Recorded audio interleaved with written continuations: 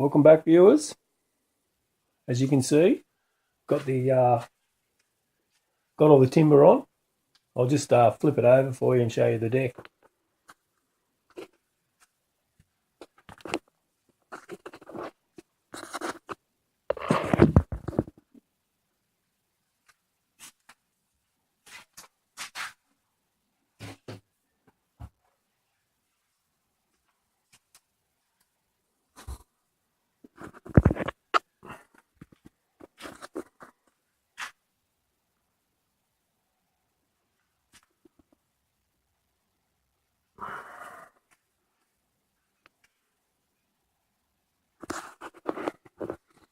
Okay, I'm sure you can see all that happening. So we'll just go through this a bit. I've obviously put all the stuff on the bottom, the wider strips, and then on the deck here, I've used a lot thinner strips.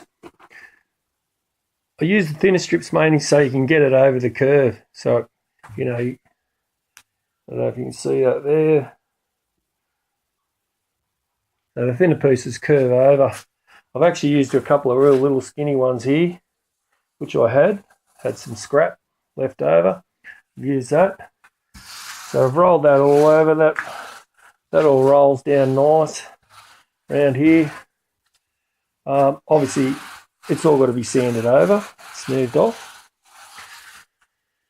So what we're going to do is I'll flip this back over again.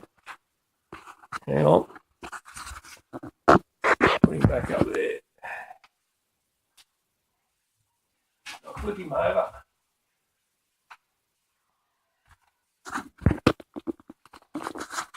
So we've got to cut all these off.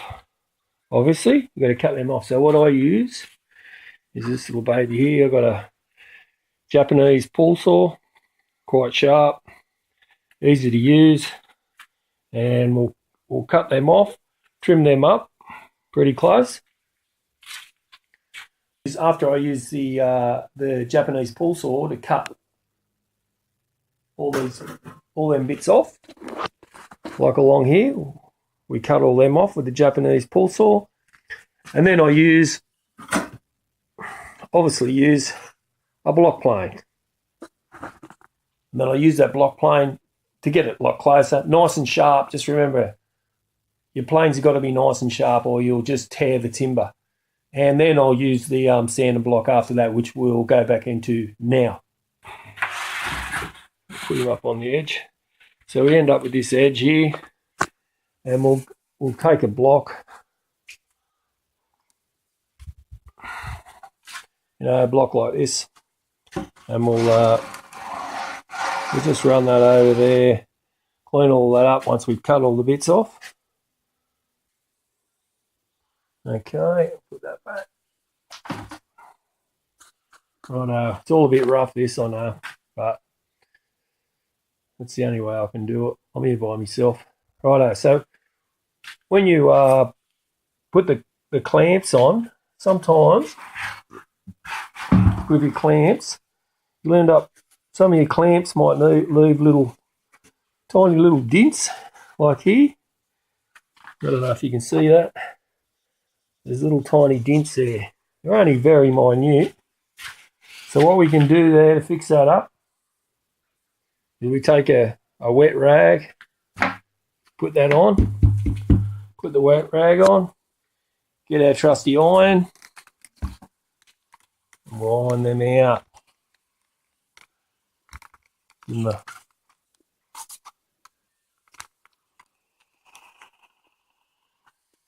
First the steam.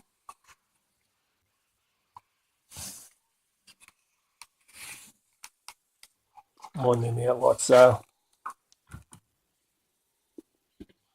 Take the wet rag off. You'll find they come out pretty good.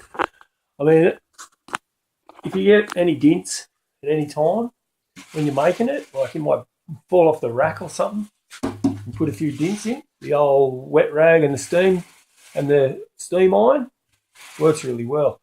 And that's where the pros and cons come into fiberglass and a board when it's finished or not, or using oil.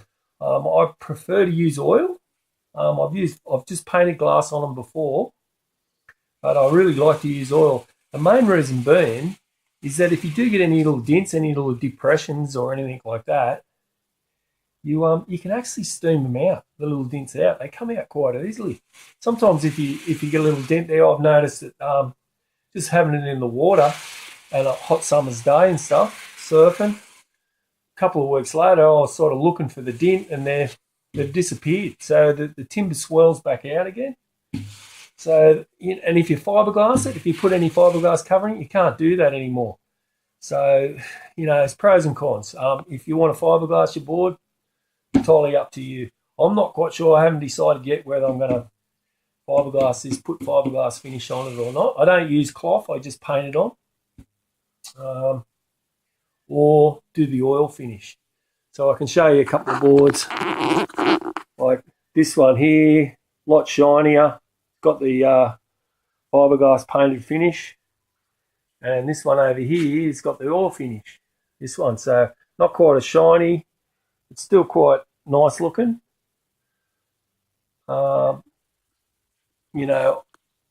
Obviously when you put fiberglass on, it comes out each shinier. Anyway, that's up to you. Your choice. There's no set rules in all this. Okay, so what I'll do now is when I cut those edges off I just showed you, and then clean this rail up. I hope you can see that. I'll put the board up on its side like this, and clean this rail up, get it nice and square. I won't worry about sanding the bottom and the deck or the bottom at the moment. But what I'm going to do is I've got these pieces of red cedar. This is out of over 100-year-old door from Lismore in northern New South Wales, Australia. It's quite nice. It's actually this stuff here down here.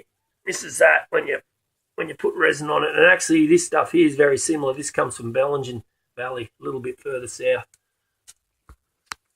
So I'll square all these up into little sort of squares, and put the square. They'll be a square, so I'll put them squares on. We'll just put that there for the time being.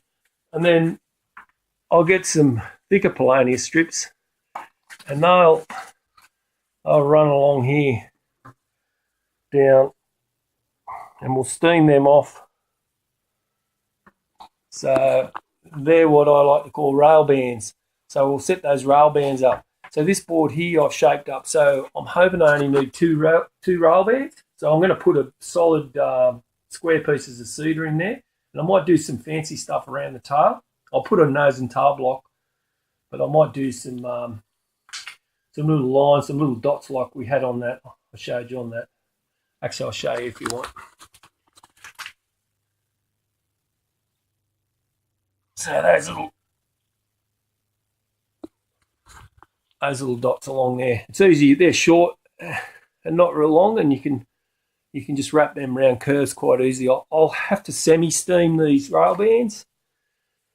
So what I'll do, I'll clean the board up and I'll cut the pieces out, and then we'll pick it up there and I'll show you exactly what I've done before I glue them on, and what I'm going to, my little pattern that I'm going to use.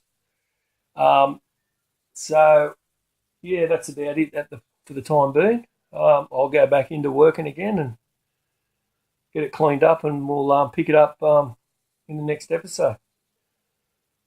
All right, see you then.